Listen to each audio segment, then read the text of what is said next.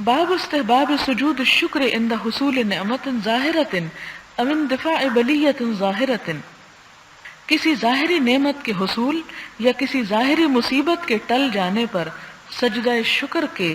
استحباب کا بیان۔ حضرت سعد بن ابی وقاص رضی اللہ تعالی عنہ سے مروی ہے، فرمایا ہم مکہ سے حضور صلی اللہ علیہ وسلم کے ساتھ مدینہ کے ارادے سے نکلے۔ جب ہم مقام ازورا کے قریب پہنچے تو حضور صلی اللہ علیہ وسلم اترے، پھر آپ نے اپنے ہاتھ بلند کیے، کچھ دیر اللہ تعالیٰ سے دعا کرتے رہے، پھر سجدے میں گر گئے اور کافی دیر حالت سجدہ میں رہے، پھر آپ اٹھے، آپ نے اپنے ہاتھ اٹھائے کچھ دیر تک اور پھر سجدہ میں گر گئے، اور آپ نے 3 مرتبہ ایسا کیا اور فرمایا میں نے اپنے رب سے دعا کی اور اپنی امت کے لیے شفاعت کی تو اللہ تعالیٰ نے مجھے میری 1/3 امت عطا فرما دی، اور میں اپنے رب کا شکر ادا کرتے ہوئے سجدے میں گر گیا، پھر میں نے سر اٹھایا اور اپنے رب سے اپنی امت کے لیے دعا کی تو اللہ تعالیٰ نے مجھے 1/3 امت عطا فرما دی، پس میں نے اپنے رب کا شکر ادا کرنے کے لیے سجدے میں گر گیا، پھر میں نے سر اٹھایا اور اللہ تعالیٰ سے اپنی امت کے لیے سوال کیا تو اللہ تعالیٰ نے مجھے آخری تہائی بھی عطا فرما دی، تو میں اپنے رب کے حضور سربسجود ہو گیا۔ اس سے کئی ایک باتیں پتہ چلتی ہیں۔ پہلی بات تو یہ ہے کہ آپ صلی اللہ علیہ وسلم سفر پر تھے، تو حالت سفر میں بھی ایسا سجدہ ادا کیا جا سکتا ہے۔ دوسری بات یہ ہے کہ انسان دعا کرتے ہوئے کچھ دعا کرے اور کچھ دیر سجدے میں پڑھ کے اگر شکر ادا کرتا ہے اور پھر بیٹھ کے دعا کرتا ہے تو یہ اس کے لیے جائز ہے۔ تیسری بات یہ کہ خالی سجدہ نماز کے بغیر جو ہے شکرانے کا وہ کیا جا سکتا ہے، اور اس کے لیے ضروری نہیں کہ وضو بھی ہو انسان کا، بعض اوقات اچانک کوئی خبر اس کو ملتی ہے تو اسے اچانک بھی سجدے میں گر جانے سے کوئی چیز نہیں روکتی۔ چونکہ یہ سفر کی حالت تھی، اور اس میں حدیث میں جو سند میں سفر کی بات آتی ہے اس سے یہ پتہ چلتا ہے، کیونکہ سفر کی حالت ایسی ہوتی ہے کہ جس میں بعض اوقات پانی نہیں ہوتا، بعض اوقات وضو کا اہتمام انسان نہیں کر سکتا، اور بعض اوقات یہ ہوتا ہے کہ شکر ادا کرنے کے لیے انسان کہ دل کی جو کیفیت ہوتی ہے اگر وہ بہت اہتمامات میں لگ جائے تو شاید وہ جو ایک خاص کیفیت ہوتی ہے وہ ختم ہو جائے۔ اس لیے انسان جو ہی کوئی شکرانے کی بات سنے یا کوئی خوشی کی بات سنے یا کوئی نعمت ملنے کی خبر پائے تو اس وقت انسان سجدے میں گر جائے۔ یعنی ایک تو نفل پڑھنا شکرانے کے وہ تو اپنی جگہ ہے ہی، لیکن اگر انسان وہ نفل نہ بھی پڑھ سکے تو صرف شکرانہ جو ہے وہ بھی فائدہ دیتا ہے۔ اگلی بات یہ پتہ چلتی ہے کہ آپ صلی اللہ علیہ وسلم کو اپنی امت سے انتہا درجے کا پیار تھا۔ کبھی ہم بھی سوچیں کہ ہم نے اس پیار کے اور اس محبت اور اس خلوص کے جواب میں آپ کے لیے کیا کیا، آپ کے نام کو بلند کرنے کے لیے، آپ کے لائے ہوئے پیغام کو بلند کرنے کے لیے، اور آپ کی حیثیت اور آپ کی جو شان ہے پوری دنیا میں اس کو سرخرو کرنے کے لیے۔ آپ اس میں دیکھیں کہ آپ سب سے محبت کرتے ہیں، اپنی امت کے پہلا حصہ یعنی جو ظاہر نیک لوگوں کا ہے، دوسرا درمیانی قسم کے لوگوں کا، اور تیسرا جو گناہ گار ہیں ان سب سے محبت کرتے ہیں۔ اگر اللہ کے رسول صلی اللہ علیہ وسلم سب سے محبت کرتے ہیں تو امت کے لوگوں کو آپس میں ایک دوسرے سے لڑنے اور جھگڑنے اور دین کے نام پہ خاص طور پر گلا کاٹنے اور ایک دوسرے سے دشمنی رکھنے سے دین کی روح پھر انسان کو سمجھ میں نہیں آتی، اور دین کی روح سے یہ بہت دوری ہے۔ اور اسی طرح جو لوگ تبلیغ کے میدان میں نکلے یا دوسروں کو بھلائی کی بات بتانے لگے تو انہیں اپنے دل سے لوگوں کے خلاف ہر قسم کا بغض اور حسد اور نفرت جو ہے اسے دور کر دینا چاہیے، اور ان کے لیے خاص وہی اخلاق پیدا کرنا چاہیے جو آپ صلی اللہ علیہ وسلم کے اندر تھا، کیونکہ آپ اخلاق کے بہترین مرتبے پر فائز تھے کہ اپنی امت کے ہر طبقے کے لیے آپ دعا کر رہے ہیں۔ اور پھر پہلے حصے کے لیے جب آپ نے دعا کی کہ اللہ تعالیٰ وہ مجھے عطا کر دے، یعنی ان کے لیے میری ایک طرح سے سفارش قبول فرما، تو آپ نے قبول فرمائی، پھر دوسرے کے لیے، پھر تیسرے کے لیے۔ اس سے ایک اور بات یہ بھی پتہ چلتی ہے کہ آپ کی امت کا ایک حصہ تو وہ ہوگا جو بغیر حساب کے جنت میں داخل ہو جائے گا، وہ حصہ ہوگا جس پر آپ فخر کر سکیں گے کہ یہ ہے میری امت۔ پھر کچھ ایسے لوگ ہوں گے جو درمیانے درجے کے ہوں گے جن سے کچھ حساب لیا جائے گا اور کچھ ان کو چھوڑ دیا جائے گا، اور تیسرے وہ ہوں گے جو سزا میں ڈالے جائیں گے، سزا بھگتیں گے،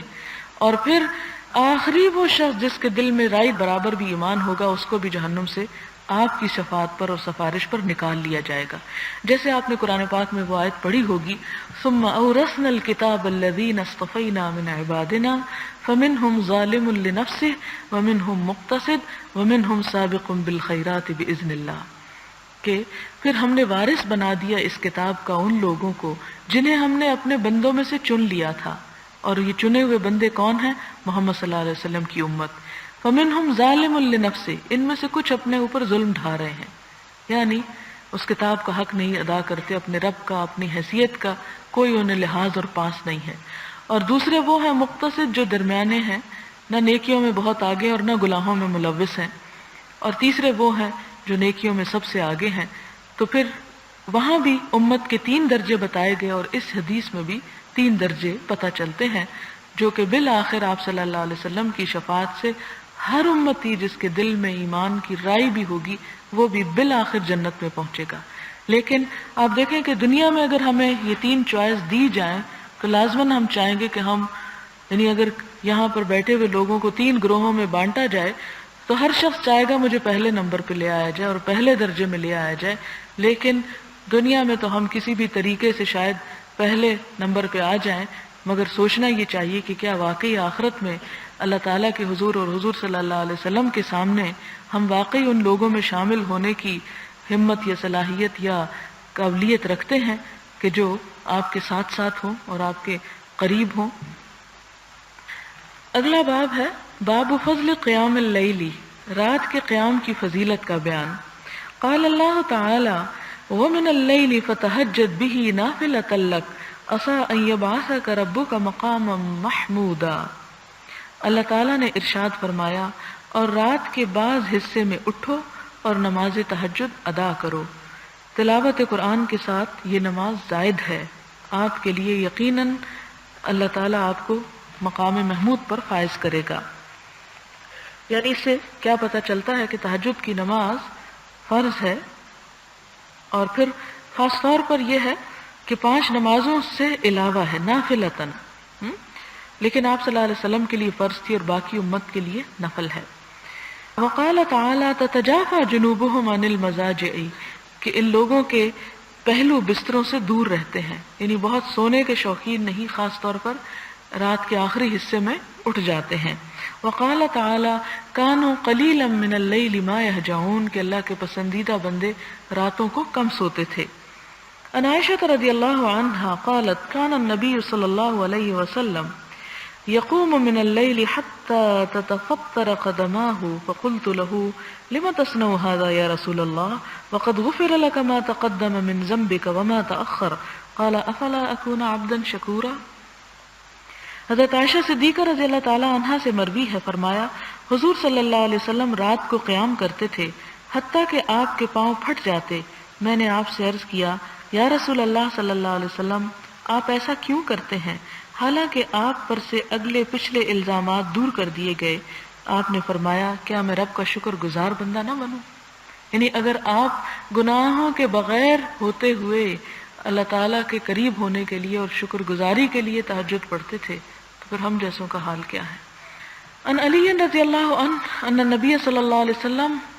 طرقہ وفاطمہ لیلا قال الا تصلیان۔ حضرت علی رضی اللہ تعالیٰ عنہ سے مروی ہے کہ حضور صلی اللہ علیہ وسلم رات کے وقت ان کے اور حضرت فاطمہ کے پاس تشریف لائے اور فرمایا کیا تم نفل نماز نہیں پڑھتے ہو؟ یعنی اس سے کیا پتہ چلتا ہے کہ خود پڑھنے کے ساتھ ساتھ اپنی اولاد کو، اور آپ دیکھیں کہ اپنی بیٹی اور اپنے داماد کو بھی آپ اس وقت ان کا دروازہ بھی کھٹکھٹا رہے ہیں کہ تم بھی یہ نماز پڑھو۔ حضرت سالم بن عبداللہ بن عمر بن الخطاب رضی اللہ تعالی عنہم اپنے باپ سے روایت کرتے ہیں کہ حضور صلی اللہ علیہ وسلم نے فرمایا عبداللہ اچھا آدمی ہے اگر رات کو نماز پڑھا کرے، یعنی آپ نے ان کی تعریف فرمائی کہ بہت اچھے ہیں اگر رات کو نماز پڑھ لیا کریں۔ حضرت سالم فرماتے ہیں اس کے بعد حضرت عبداللہ رات کو بہت کم سویا کرتے تھے، یعنی آپ کی نظر کا تو فعل تھا کہ ایک دفعہ کہنے کی ضرورت تھی کہ اس کے بعد حضرت عبداللہ جو حضرت سالم کے والد تھے وہ پھر رات کو زیادہ نہیں سوتے تھے، یعنی اس بات سے انہیں حیا آتا ہوگا کہ آپ نے میری اچھائی کو مشروط کر دیا رات کے اٹھنے سے، تو میں کیسے اس کو چھوڑ دوں۔ ان عبداللہ بن عمرو بن العاص رضی اللہ عنہما قال قال رسول اللہ صلی اللہ علیہ وسلم یا عبداللہ لا تکن مثل فلان كان يقوم الليل فترك قيام الليل متفق علیہ۔ حضرت عبداللہ بن عمرو بن العاص بیان کرتے ہیں کہ رسول اللہ صلی اللہ علیہ وسلم نے فرمایا، اے عبداللہ، فلاں انسان کی طرح مت ہونا کہ وہ رات کو قیام کرتا تھا پھر اس نے رات کا قیام چھوڑ دیا۔ حضرت ابن مسعود سے روایت ہے، فرمایا حضور صلی اللہ علیہ وسلم کے پاس ایک شخص کا ذکر کیا گیا جو ساری رات صبح تک سویا، تو آپ نے فرمایا اس شخص کے کانوں میں شیطان نے پیشاب کر دیا ہے، یا فرمایا اس کے کان میں۔ پیشاب کا مطلب دراصل یہ ہے کہ اس کے اوپر شیطان کی غفلت خوب یا شیطان کا شر پوری طرح چھا گیا، کہ جو فرض نماز فجر کے لیے بھی نہیں اٹھتا اور پھر اس کے بعد سویا ہی چلا جاتا ہے، یعنی ساری رات صبح تک۔ صبح کا مطلب کیا ہے؟ یعنی سورج طلوع ہونے تک سویا رہے، یعنی یہ انتہائی ناپسندیدہ بات ہے، اور ایسے شخص پر شیطان کا پورا پورا غلبہ ہے۔ حضرت ابو ہریرہ رضی اللہ تعالیٰ عنہ سے مروی ہے کہ حضور صلی اللہ علیہ وسلم نے فرمایا،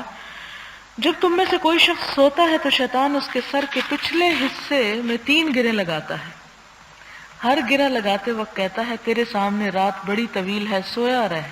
اگر وہ آدمی جاگے اور اللہ تعالیٰ کا ذکر کرے تو ایک گرہ کھل جاتی ہے، وضو کرے تو ایک اور گرہ کھل جاتی ہے، اور نماز پڑھ لے تو سب گرہیں کھل جاتی ہیں، اور وہ صبح کو بہت حشاش بشاش اور نیک نفس ہوتا ہے، اور اگر وہ ایسا نہ کرے تو صبح کو خبیث النفس اور سست ہوتا ہے، یعنی شیطان کے تسلط کے تحت اٹھتا ہے، اور شیطان کے غلبے کے تحت اٹھ کے پھر جو کام ہوں گے وہ بھی اسی کی مرضی کے ہوں گے۔ حضرت عبداللہ بن سلام رضی اللہ تعالی عنہ سے مروی ہے کہ حضور صلی اللہ علیہ وسلم نے فرمایا، اے لوگو، سلام کو عام کرو، غریبوں کو کھانا کھلاؤ، رات کو نماز پڑھا کرو جبکہ لوگ سو رہے ہوں، تم سلامتی کے ساتھ جنت میں داخل ہو جاؤ گے۔ یہاں اس حدیث کا ایک حصہ درج ہے، ایک اور جگہ پر آتا ہے کہ حضرت عبداللہ بن سلام جو ایک یہودی عالم تھے، وہ فرماتے ہیں کہ جب سب سے پہلے میں نے حضور صلی اللہ علیہ وسلم کو دیکھا تو آپ کے منہ سے یہ الفاظ نکل رہے تھے کہ لوگوں،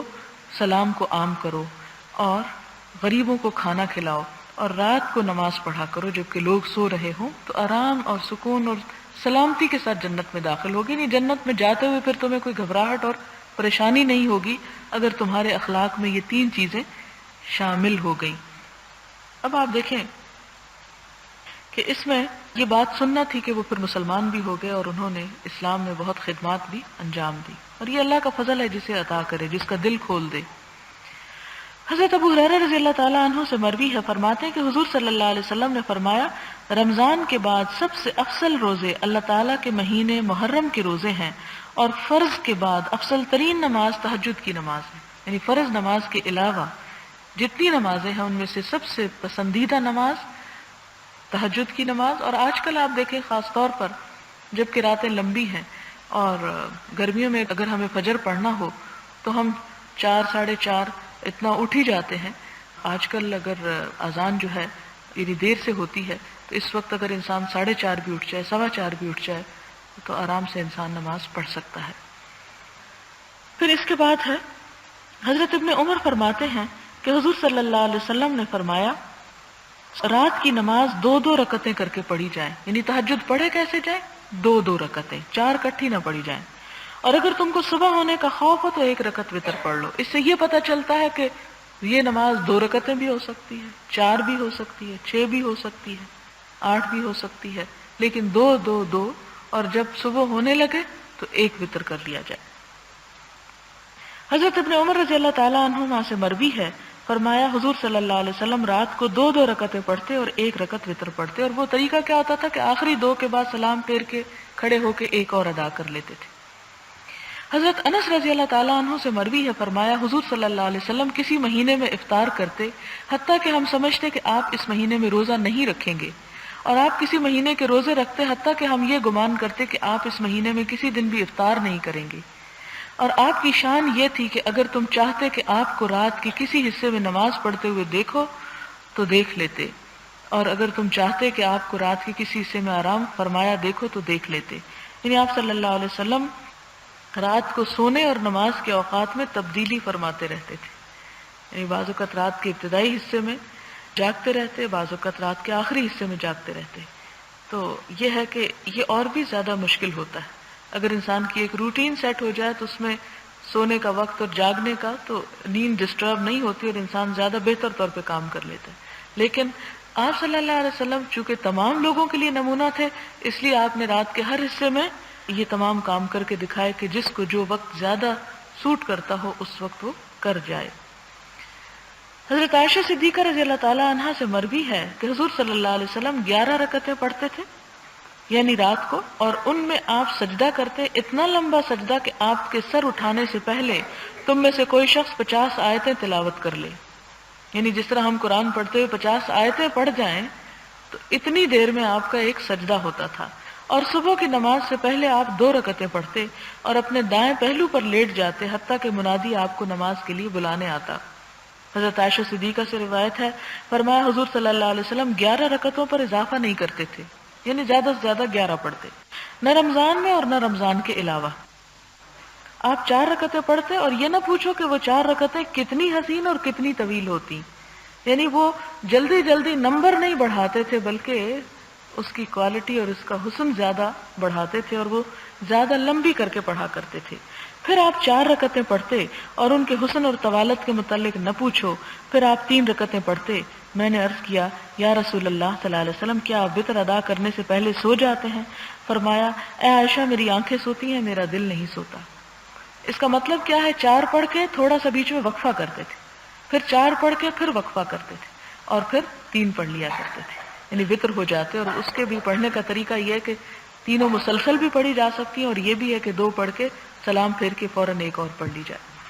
حضرت عائشہ صدیقہ رضی اللہ تعالی عنہا سے مروی ہے کہ حضور صلی اللہ علیہ وسلم رات کے پہلے حصے میں سوتے اور آخر کے حصے میں اٹھتے اور نماز پڑھتے تھے، یعنی زیادہ تر معمول یہ ہوتا تھا۔ حضرت ابن مسعود رضی اللہ تعالی عنہ سے مروی ہے، فرمایا میں نے حضور صلی اللہ علیہ وسلم کی ابتدا میں نماز ادا کی، آپ کھڑے رہے حتیٰ کہ میں نے ایک غلط کام کا ارادہ کر لیا، یعنی نماز توڑنے کا۔ ان سے پوچھا گیا تم نے کیا ارادہ کیا تھا؟ فرمایا میں نے ارادہ کیا بیٹھ جاؤں اور آپ کو چھوڑ دوں، یعنی اتنی لمبی نماز پڑھی کہ میں آپ کا ساتھ نہ دے سکا۔ اس سے آپ اندازہ لگائیں کہ آپ کی ہمت کتنی زیادہ تھی کہ دن کو بھی مسلسل آپ مشغول ہوتے، راتیں بھی آپ کی عبادت میں گزرتی، اور یہی وجہ ہے کہ آپ جیسا کوئی دیکھا نہیں گیا، پایا نہیں گیا۔ حضرت حذیفہ رضی اللہ تعالی عنہ سے مروی ہے، فرمایا ایک رات میں نے حضور صلی اللہ علیہ وسلم کی اقتداء میں نماز ادا کی، آپ نے سورۃ بقرہ شروع کی تو میں نے سوچا کہ آپ 100 آیات پڑھ کر رکوع کریں گے، آپ آگے گزر گئے۔ میں نے سوچا کہ آخر میں رکوع کریں گے، پھر آپ نے سورۃ نساء شروع کر دی، اسے پڑھا، پھر سورۃ آل عمران شروع کر دی اور اسے پڑھا۔ اس میں سورۃ نساء کا ذکر پہلے اور آل عمران کا بعد میں۔ آپ ٹھہر کر ترتیل سے پڑھتے رہے۔ اس سے کیا پتہ چلتا ہے؟ 2 باتوں کا۔ ایک بات یہ کہ ایک پوری سورت جب پڑھی جائے تو اس کی آیات کو آگے پیچھے نہیں کرنا چاہیے، لیکن یہ شرط نہیں ہے کہ اگر سورت البقرہ پڑھی ہے تو بعد میں آل عمران لازمی پڑھی جائے پھر النساء پڑھی جائے، اس ترتیب کو بدلا بھی جائے۔ بہت سے لوگ کنفیوز ہوتے ہیں کہ ہم آخر میں پہلے سورت الناس پڑھ لیتے ہیں تو کیا دوسری رکعت میں قل هو اللہ پڑھ سکتے ہیں؟ بالکل پڑھ سکتے ہیں۔ یہ آپ نہیں کر سکتے کہ مثلا سورت البقرہ پڑھ رہے ہیں تو پہلی رکعت میں آمن الرسول پڑھ لیں اور دوسری رکعت میں الف لام میم پڑھ لیں، تو اس طرح نہیں ہونا چاہیے۔ دوسرا یہ کہ ترتیل سے پڑھتے، یہ نہیں کہ تیزی سے پڑھتے پڑھتے آپ نے یہ اتنا کچھ پڑھ لیا، بلکہ اس طرح پڑھتے کہ جس سے بات سمجھ میں آ جائے۔ جب کسی تسبیح والی آیت پر پہنچتے تو سبحان اللہ کہتے، جب کوئی سوال والی آیت پڑھتے تو سوال کرتے، اور جب کسی تعوذ والی آیت پر پہنچتے تو اعوذ باللہ پڑھتے۔ پھر آپ نے رکوع کیا اور سبحان ربی العظیم پڑھنا شروع کیا۔ آپ کا رکوع بھی قیام جتنا طویل تھا۔ پھر آپ نے پڑھا سمع اللہ لمن حمد ربنا ولک الحمد۔ پھر آپ کھڑے رہے اور آپ کا قومہ تقریباً رکوع کے برابر تھا۔ پھر آپ نے سجدہ کیا اور کہا سبحان ربی الاعلی، اور آپ کا سجدہ بھی قیام کے برابر تھا۔ حضرت جابر رضی اللہ تعالی عنہ سے مروی ہے، فرمایا حضور صلی اللہ علیہ وسلم سے دریافت کیا گیا کون سی نماز افضل ہے؟ فرمایا جس کا قیام طویل ہو، یعنی جس میں کھڑے زیادہ دیر رہا جائے۔ حضرت عبداللہ بن عمرو بن العاص سے روایت ہے کہ حضور صلی اللہ علیہ وسلم نے فرمایا اللہ تعالیٰ کے ہاں سب سے زیادہ پسندیدہ نماز حضرت داؤد علیہ السلام کی نماز ہے، اور اللہ تعالیٰ کے ہاں سب سے زیادہ پسندیدہ روزہ حضرت داؤد علیہ السلام کا روزہ ہے۔ آپ نصف رات سوتے اور رات کا 1/3 حصہ قیام کرتے اور پھر رات کا 6واں حصہ سو جاتے۔ آپ ایک دن روزہ رکھتے اور ایک دن افطار کرتے۔ حضرت جابر رضی اللہ تعالیٰ عنہ سے مروی ہے، فرمایا میں نے حضور صلی اللہ علیہ وسلم کو یہ فرماتے سنا بے شک رات میں ایک ساتھ ایسی آتی ہے جو مسلمان مرد اس رات کو پالے، مرد سے مراد یہ کہ جو مسلمان انسان اس رات کو پالے اور اس میں اللہ تعالیٰ سے دنیا یا آخرت کی کسی بھلائی کا سوال کرے، اللہ تعالیٰ اس کو وہ بھلائی عطا فرما دیتے ہیں۔ اور یہ ساتھ ہر رات میں آتی ہے، یعنی ہر رات میں قبولیت کی ایک گھڑی آتی ہے، جو انسان کی دعا کے موافق ہو جائے تو وہ چیز انسان کو ضرور مل جاتی ہے۔ حضرت عائشہ صدیقہ رضی اللہ تعالیٰ عنہا سے مروی ہے، فرمایا جب حضور صلی اللہ علیہ وسلم رات کو قیام فرماتے تو آپ 2 مختصر رکعتوں سے نماز شروع کرتے تھے، یعنی پہلی 2 رکعتیں ہلکی ہوتی تھیں، پھر اس کے بعد آہستہ آہستہ طویل کر دیتے۔ حضرت عائشہ صدیقہ فرماتی ہیں اگر تکلیف یا کسی اور وجہ سے حضور صلی اللہ علیہ وسلم کی نماز تہجد قضا ہوتی تو آپ دن کو 12 رکعتیں پڑھ لیتے تھے۔ یعنی بعض لوگ جو اٹھ نہیں سکتے تو وہ قضا کے طور پہ پڑھ سکتے ہیں، لیکن اصل نماز کا جو اجر اور ثواب اور جو سب اس کے ساتھ فضیلت اور برکت ہے وہ رات ہی کو پڑھنے کا ہے۔ حضرت عمر بن خطاب سے روایت ہے کہ حضور صلی اللہ علیہ وسلم نے فرمایا جو شخص اپنا وظیفہ یا اس کا کچھ حصہ ادا کیے بغیر سو جائے اور اسے فجر اور ظہر کی نماز کے درمیان پڑھ لے تو گویا اس نے رات ہی کو اسے پڑھا۔ یعنی اگر کسی کی کسی خاص عبادت کا معمول ہے رات کے وقت کرنے کا اور رات کو نہیں کر سکا کسی وجہ سے تو وہ دن کے پہلے حصے میں یعنی فجر کی نماز اور ظہر سے پہلے اسے کر لے تو اس کا پھر ایسا ہی ثواب ہے جیسے رات کو کرنے کا۔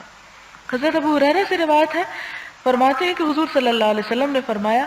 اللہ تعالیٰ اس مرد پر رحم فرمائے جو رات کو اٹھے نماز پڑھے اور اپنی بیوی کو جگائے اور وہ انکار کرے تو اس کے چہرے پر پانی چھڑکے، اور اللہ تعالیٰ اس عورت پر رحم فرمائے جو رات کو اٹھے نماز پڑھے اور اپنے خاوند کو جگائے اور اگر وہ انکار کرے تو اس کے چہرے پر پانی چھڑکے اگر زیادہ معاملات خراب ہونے کا ڈر نہ ہوتے۔ حضرت ابو ہریرہ اور حضرت ابو سعید رضی اللہ تعالی عنہ سے مروی ہے کہ فرماتے ہیں کہ حضور صلی اللہ علیہ وسلم نے فرمایا اگر مرد رات کے وقت اپنی بیوی کو جگائے اور دونوں نماز پڑھیں یا صرف مرد 2 رکعت پڑھے تو مرد کو ذاکرین اور عورت کو ذاکرات میں لکھ لیا جائے گا۔ یعنی قرآن پاک میں اللہ تعالیٰ نے مومن مردوں اور عورتوں کی جو صفت بیان کی ہے وَالذَّاكِرِينَ اللَّهَ كَثِيرًا وَالذَّاكِرَاتِ، تو ان کا نام ذکر کرنے والوں میں شامل کیا جائے گا، یعنی قیامت کے دن جب وہ اٹھیں گے تو اس گروہ میں سے اٹھیں گے۔ حضرت عائشہ صدیقہ رضی اللہ تعالیٰ عنہ سے مروی ہے کہ حضور صلی اللہ علیہ وسلم نے فرمایا جب تم میں سے کوئی شخص نماز میں اونگنے لگے تو اسے چاہیے کہ سو جائے حتیٰ کہ اس کی نیند ختم ہو جائے، کیونکہ اگر تم میں سے کوئی شخص اونگتے ہوئے نماز پڑھے گا تو ممکن ہے کہ وہ اپنے لیے دعا کرتے کرتے اپنے آپ کو گالیاں وغیرہ دینا شروع کر دے، کیونکہ جب انسان کی نیند کا ابتدائی حصہ ہوتا ہے تو بعض اوقات اس کے منہ سے ایسے الفاظ نکلتے ہیں جو بالکل الٹ ہوتے ہیں اس سے جو وہ کہہ رہا ہوتا ہے۔ حضرت ابو ہریرہ رضی اللہ تعالی عنہ سے مروی ہے، فرماتے ہیں کہ حضور صلی اللہ علیہ وسلم نے فرمایا جب تم میں سے کوئی شخص رات کو قیام کرے اور اس کی زبان سے الفاظ قرآنی کی ادائیگی مشکل ہو رہی ہو اور وہ یہ نہ سمجھ رہا ہو کہ کیا کہہ رہا ہے تو اسے چاہیے کہ لیٹ جائے، یعنی اپنے اوپر ایسا جبر اور ایسی مشقت نہ کرے کہ بغیر سمجھے اس کو پڑھے، اور ایسا 1-2 دن ہی ہوتا ہے پھر اس کے بعد ٹھیک ہو جاتا ہے۔ وآخر دعوانا ان الحمد للہ رب العالمین۔ سبحان اللہ والحمد للہ ولا الہ الا اللہ واللہ اکبر ولا حول ولا قوة الا باللہ العلی العظیم۔ اللہم صل علی سیدنا ومولانا محمد وبارک وسلم۔ ربنا آتنا فی الدنیا حسنہ وفی الآخرۃ حسنۃ وقنا عذاب النار۔ ربنا لا تزغ قلوبنا بعد إذ هديتنا وهب لنا من لدنك رحمة إنك أنت الوهاب۔ اللهم حاسبنا حسابا يسيرا، اللهم أعنا على ذكرك وشكرك وحسن عبادتك، اللهم إنا نسألك إيمانا لا يرتد ونعيما لا ينفد ومرافقة محمد صلى الله عليه وسلم في أعلى جنة الخلد۔ اللهم وقنا شر أنفسنا وعزم لنا على أرشد أمرنا، اللهم اغفر لنا ما أسررنا وما أعلنا وما أخطأنا وما عمدنا وما عملنا وما جهلنا، اللهم إنا نعوذ بك من غلبة الدين وغلبة العدو وشماتة الأعداء، اللهم اغفر لنا واهدنا وارزقنا وعافنا ونعوذ بالله من ضيق المقام يوم القيامة. اللهم متعنا بأسماعنا وأبصارنا واجعلهما الوارث منا وانصرنا على من يظلمنا وخذ منه بثأرنا. اللهم إنا نسألك عيشة تقية نقية وميتة سوية ومردا غير مخز ولا فاضح. اللهم لك الحمد كله. اللهم لا قابض لما بسطت ولا باسط لما قبضت ولا هادي لمن أضللت ولا مضل لمن هديت ولا معطي لما منعت ولا مانع لما أعطيت ولا مقرب لما باعدت ولا مباعد لما قربت. اللهم ابسط علينا من بركاتك ورحمتك وفضلك ورزقك. اللهم إني أسألك النعيم المقيم الذي لا يحول ولا يزول. اللهم إني أسألك النعيم يوم العيلة والأمن يوم الخوف. اللهم إنا نعوذ بك من شر ما أعطيتنا ومن شر ما منعتنا. اللهم حبب إلينا الإيمان وزينه في قلوبنا وكره إلينا الكفر والفسوق والعصيان واجعلنا من الراشدين. اللهم توفنا مسلمين وأحينا مسلمين وألحقنا بالصالحين غير خزايا ولا مفتونين. اللهم قاتل الكفرة الذين يكذبون رسلك ويصدون عن سبيلك واجعل عليهم رجزك وعذابك. اللهم قاتل الكفرة الذين أوتوا الكتاب إله الحق آمين. اللهم اغفر لنا وارحمنا واهدنا وعافنا وارزقنا واجبرنا وارفعنا. اللهم زدنا ولا تنقصنا وأكرمنا ولا تهنا وأعطنا ولا تحرمنا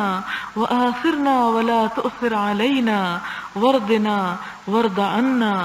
اللهم أحسن خلقنا كما أحسنت خلقنا. اللهم ثبتنا واجعلنا هاديا مهديا. اللهم آتنا الحكمة التي من أوتيها فقد أوتي خيرا كثيرا. اللهم صل وسلم على نبينا محمد وعلى آله وأصحابه أجمعين ومن تبعهم بإحسان إلى يوم الدين. سبحانك اللهم وبحمدك نشهد أن لا إله إلا أنت نستغفرك ونتوب إليك. والسلام عليكم ورحمة الله وبركاته.